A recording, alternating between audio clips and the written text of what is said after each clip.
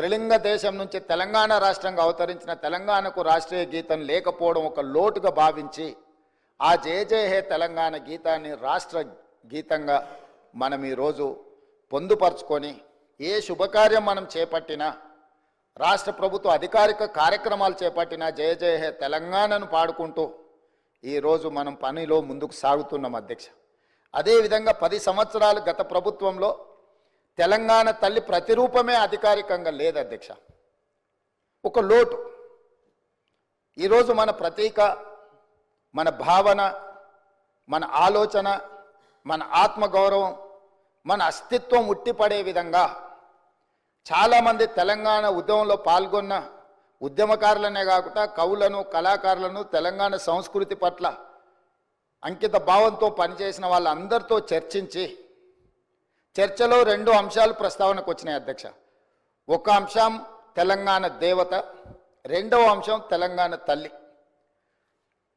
తెలంగాణ మూర్తి దేవతలాగా వజ్ర వైదూర్యాలతో, కిరీటాలతో, భుజకీర్తులతో ఉండాలా, లేకపోతే తెలంగాణ తల్లి మన తల్లిలాగా మన ఇంట్లో మన అమ్మను చూసుకుంటే మనకి ఏ విధంగా అయితే సంతృప్తిని ఇస్తుందో, ఒక అమ్మ మనల్ని ఎంత ప్రేమగా గుండెల్లో పెట్టుకొని చూసుకుంటుందో అట్లా ఉండాలని ప్రస్తావన వచ్చినప్పుడు మేధావులు, ఉద్యమకారులు, కవులు, కళాకారులు మనం తెలంగాణ తల్లి అనే భావనతోనే ఉద్యమ బాట పట్టినాం.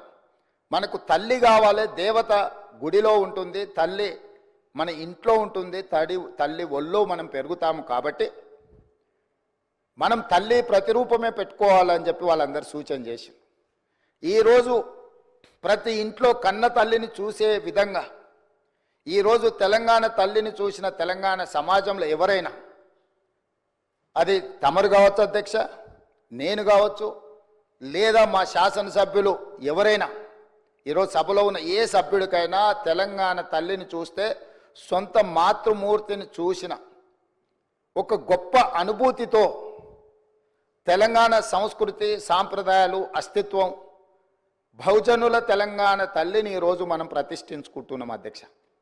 ఇంత గొప్ప నిర్ణయం తీసుకున్నప్పుడు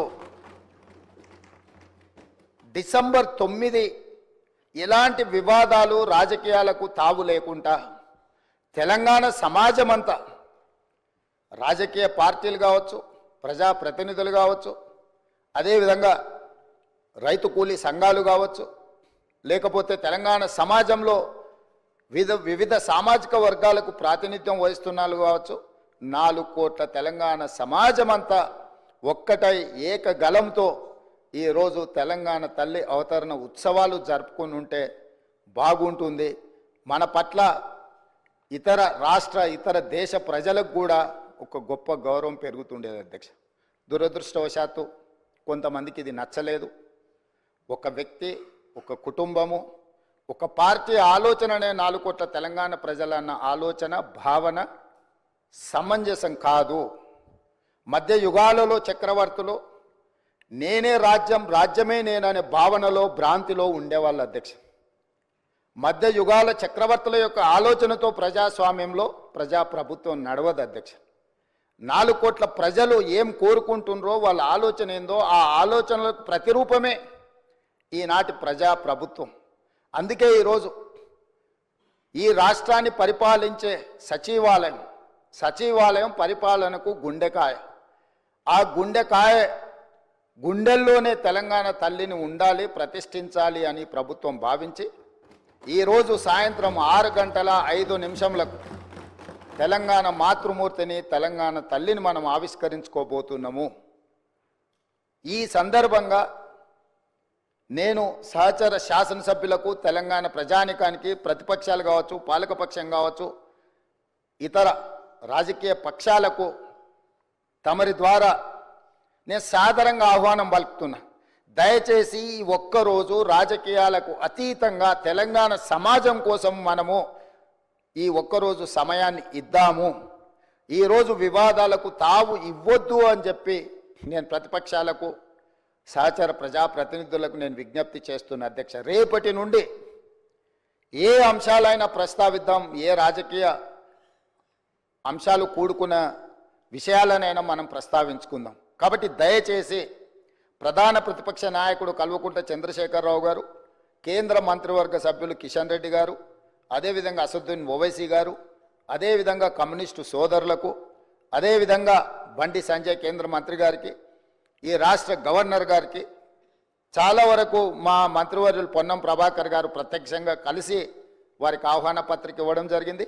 ఎవరికైనా ఆహ్వాన పత్రిక అందకపోయినా తెలంగాణ రాష్ట్ర ముఖ్యమంత్రిగా అధికారికంగా పాత్రికేయ మిత్రులను, కవులను, కళాకారులను, ఉద్యమకారులను, నిరుద్యోగ యువకులను, తెలంగాణ సమాజంలో ఉన్న వాళ్ళని అందరినీ కూడా ఈరోజు సాయంత్రం మనం జరుపుకోబోయే ఈ ఉత్సవంలో పూర్తి స్థాయిలో పాల్గొని మనందరం ఏకాభిప్రాయంతో ఉన్నాము అనే ఒక భావన కలిగించే విధంగా ఈ ఉత్సవాన్ని గొప్పగా జరుపుకుందాం. తమరు కూడా కార్యక్రమానికి వచ్చి అక్కడ ఉన్న వాళ్ళందరితో మమేకమై ఈ తెలంగాణ తల్లి అవతరణ ఉత్సవాలను జరుపుకోవడానికి,